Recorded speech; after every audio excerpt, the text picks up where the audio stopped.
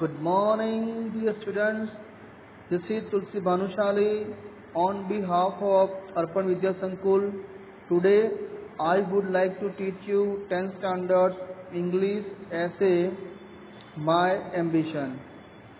વિદ્યાર્થી મિત્રો, બોર્ડની પરીક્ષામાં માય એમ્બિશન છે આ નિબંધ અલગ અલગ રીતે પણ પૂછાય છે.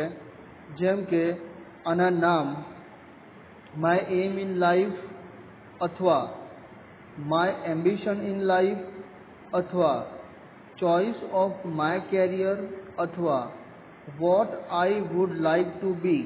તો આ પ્રમાણે અલગ અલગ નામથી આ નિબંધ પૂછાય છે, પણ આપણે લખવાનો તો આ કોમન જ હોય છે. ધ્યાન રાખજો, બરાબર. આ રીતે અલગ અલગ નામથી નિબંધ પૂછાય છે, અને જેમ મેં તમને સમજાવી દીધું એ પ્રમાણે નિબંધ આપણે આપેલા પોઈન્ટ્સનો ઉપયોગ કરીને વ્યવસ્થિત સારા અક્ષરે, એક પણ સ્પેલિંગની ભૂલ વગર, એક પણ ગ્રામરની ભૂલ વગર ઓછામાં ઓછા 125 શબ્દમાં નિબંધ લખવાનો છે અને પૂરેપૂરા 6 માર્ક્સ મેળવવાના છે. સૌથી પહેલાં શરૂ કરીએ નિબંધના હાર્ડવર્ડથી, જે તમારે લખવાના નથી, ફક્ત સમજણ માટે બનાવ્યા છે. જોઈ લઈએ. હાર્ડવર્ડ શરૂ કરીએ આપણે.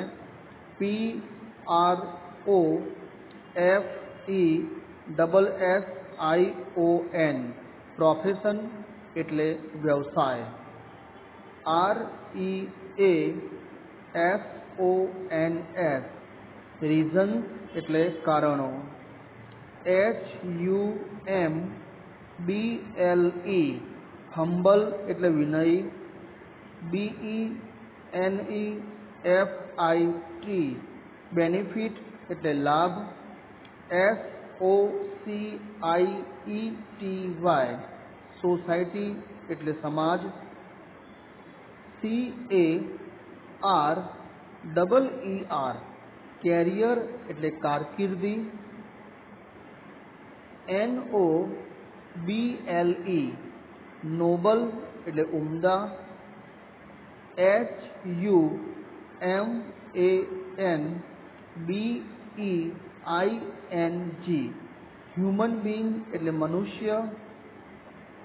ILLITERATE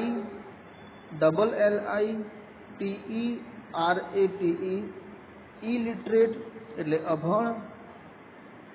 CREATE ક્રિએટ એટલે સર્જવું.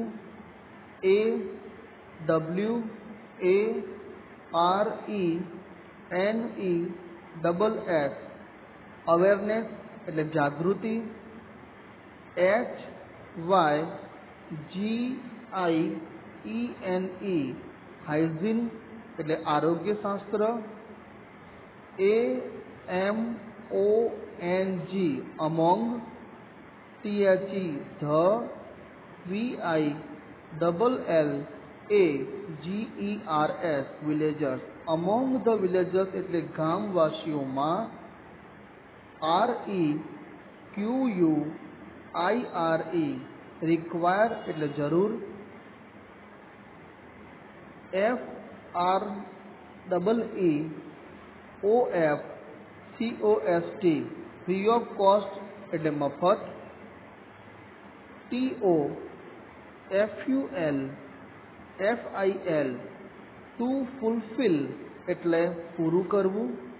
વિદ્યાર્થી મિત્રો, અહીં આપણા ડિફિકલ્ટ વર્ડ, હાર્ડ વર્ડ, જે ગ્લોસરી તે પૂરા થાય છે.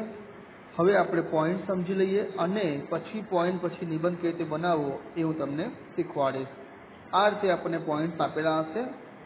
Vote do you do at present એટલે કે હાલમાં તમે શું કરો છો. ડિફરન્ટ એટલે અલગ અલગ.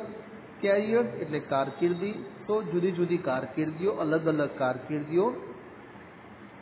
Vote is your ambition ambition એટલે મહત્વાકાંક્ષા. તમારી મહત્વાકાંક્ષા શું છે. What are the reasons for it તે મહત્વાકાંક્ષા પાછળના કારણો શું છે. તો આ રીતે તમને બોર્ડની પરીક્ષામાં પોઈન્ટ્સ આપ્યા હશે.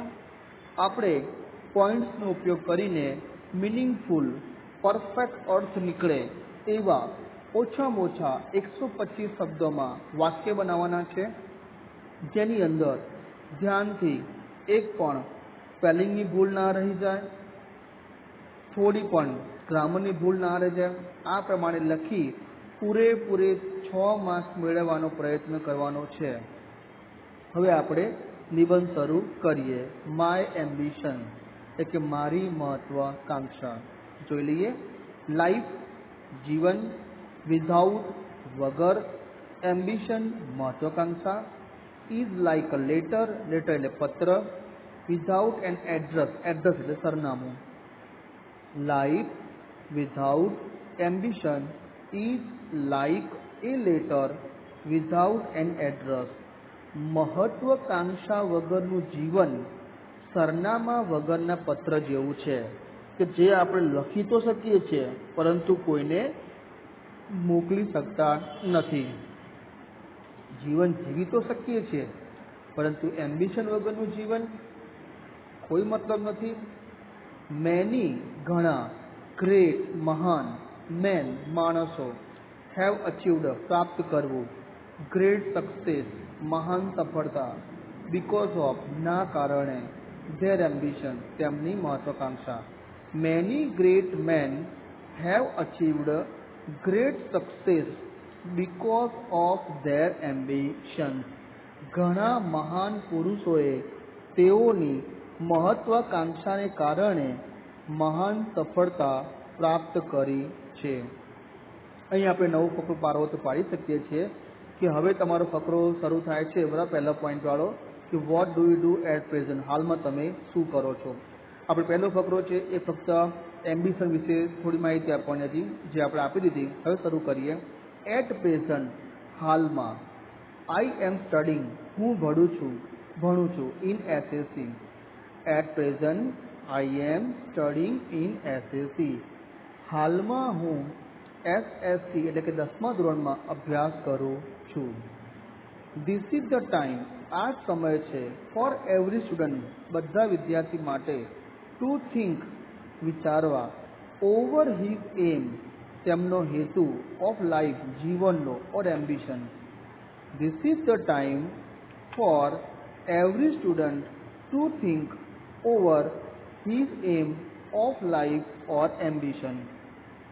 તો દરેક વિદ્યાર્થી માટે પોતાના જીવનના ધ્યેય અથવા મહત્વાકાંક્ષા પર વિચાર કરવા માટે આ સમય યોગ્ય છે. એટલે કે તમે 10મા ધોરણમાં આવી જાઓ, અત્યારે તમે 10મા ઓલરેડી ભણી રહ્યા છો તો 10મા પછી તમારે આગળ શું કરવું, ડૉક્ટર બનવું, એન્જિનિયર બનવું, એકાઉન્ટન્ટ બનવું કે પછી અલગ અલગ જે તમારે પોલીસમાં જવું, મિલિટરીમાં જવું, જે તમારે કારકિર્દી બનાવી છે, સીએ બનવું, શિક્ષક બનવું, પ્રોફેસર બનવું, એ બધું 10મા ધોરણથી તમારે વિચારી લેવાનું હોય છે. There are many courses in this world મતલબ કે આ દુનિયામાં ઘણા અભ્યાસક્રમો છે. So many students think over different carriers. તેથી ઘણા વિદ્યાર્થીઓ જુદી જુદી કારકિર્દીઓ પર વિચાર કરતા હોય છે. હવે આ બીજો પોઈન્ટ પતી ગયો ડિફરન્ટ કેરિયર્સ વાળો. હવે વોટ ઇઝ યોર એમ્બિશન, તમારો હેતુ શું છે જીવનનો, તમારી મહત્વાકાંક્ષા શું છે. હવે એ પોઈન્ટ ઉપરથી આપણે આ ફકરો લઈ લઈશું. My aim in life is to become a doctor.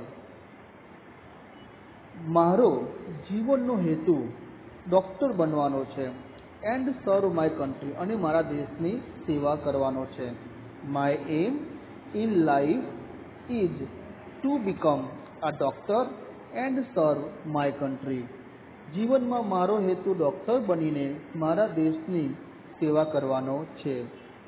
The service of a doctor, ડૉક્ટરની સેવા, આર વેરી ઇમ્પોર્ટન્ટ તે ખૂબ જ મહત્ત્વની છે. ફોર એની હ્યુમન બિંગ કોઈ પણ માણસ માટે. The services of a doctor are very important for any human being. બરાબર. તો અહીંયા આ વાક્ય કહેવા માગે છે કે કોઈ પણ મનુષ્ય માટે ડૉક્ટરની સેવાઓ ખૂબ જ મહત્ત્વની છે. Most of the villagers are illiterate. Village એટલે ગામના લોકો, ઇલિટરેટ એટલે અભણ. Most of the villagers are illiterate. મોટા ભાગના ગામવાસીઓ અભણ હોય છે. સો આઈ વિશ તેથી હું ઈચ્છું છું ટુ ગો ટુ વિલેજીસ, ગામડે જવા, એન્ડ સર્વ વિલેજ, અને ગામના લોકોની સેવા કરવા.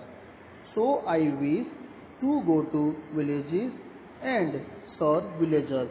તેથી હું ગામડાઓમાં જઈને ગામવાસીઓની સેવા કરવા ઈચ્છું છું. I will create an awareness for good health and hygiene among the village. Among એટલે ગામવાળાની વચ્ચે, અવેરનેસ એટલે જાગૃતતા, ગુડ એટલે સારું સ્વાસ્થ્ય, અને હાઇજીન એટલે આરોગ્ય શાસ્ત્ર. બરાબર.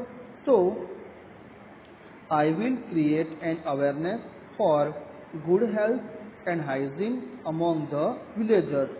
તો હું ગામડાઓમાં જઈને ગામવાસીઓની સેવા કરીશ, તેમજ ગામવાસીઓને સારા સ્વાસ્થ્ય અને આરોગ્ય માટે, આરોગ્ય શાસ્ત્ર અંગે હું જાગૃતિ સર્જીશ.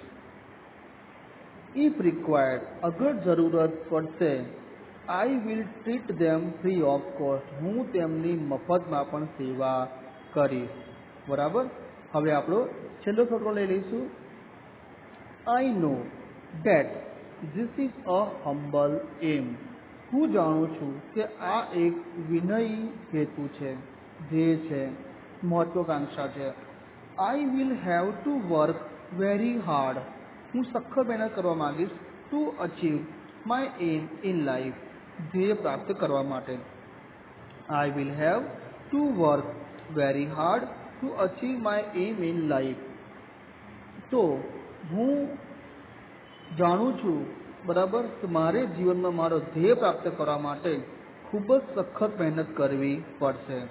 આઈ want to give benefit to society, હું સમાજને મારો ડૉક્ટર બનવાનો જે ફાયદો છે, જે લાભ છે, એ આપવા માટે ઈચ્છું છું. આઈ હોપ, હું એવી આશા રાખું, ગોડ, ભગવાન, વિલ હેલ્પ, મદદ કરે મને, મી, ટુ ફૂલફિલ, પૂર્ણ કરવા માટે, માય એમ, મારો હેતુ. I hope God will help me to fulfil my aim, હું એવી ઈચ્છા રાખું કે ભગવાન મને મારો ધ્યેય પૂરો કરવા માટે મને મદદ કરે. જ્યાં મિત્રો હેલ્પના સ્પેલિંગમાં જરા એલની જગ્યાએ આઈ થઈ ગયો છે, પણ તમને પીડીએફમાં હું ઓકે સ્પેલિંગ મોકલીશ, તો તમે પીડીએફ વ્યવસ્થિત જોઈ લેજો. બરાબર. તો અહીંયા આપણો આ નિબંધ છે પૂરો થાય છે. હવે બરાબર ધ્યાન રાખજો, આ નિબંધ આપણો પૂરો થઈ ગયો. આઈ હોપ તમે બધું સમજતા હશો. બરાબર છે કે હું તમને મોકલું છું. આપણે નેક્સ્ટ વિડીયો મોકલીશું, એની અંદર બીજો નિબંધ કે પછી ઈમેલ કે પછી રિપોર્ટ કવર કરીશું.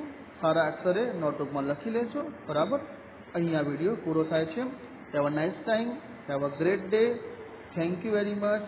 Okay, C you soon.